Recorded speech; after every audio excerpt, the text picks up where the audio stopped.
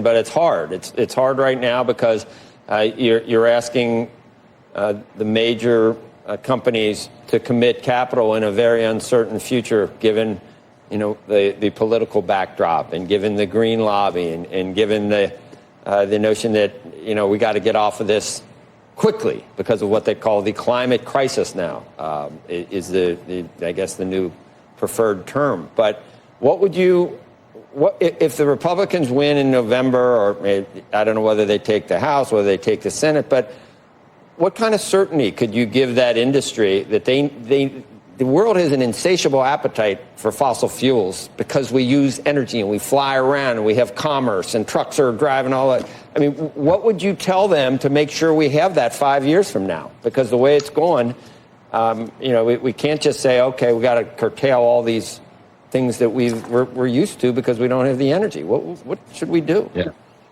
Well, good point. I highly recommend everyone read a book called Fossil Future by Alex Epstein. I mean, I think it's one of the most timely books that's been written in some time. And it really talks about why fossil fuels are so important to the world, not just the United States, but the world, particularly the developing part of the world. If you believe in human flourishing, which I'm quite a big fan of, I think we ought to be working to make people's lives better.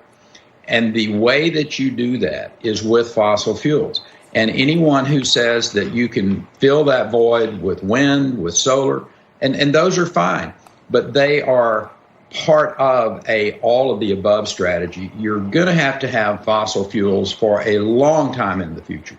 The idea that you're saying 2035, we're not going to have internal combustion engines in California, that is nonsensical. It's just not even within the realm of possibility.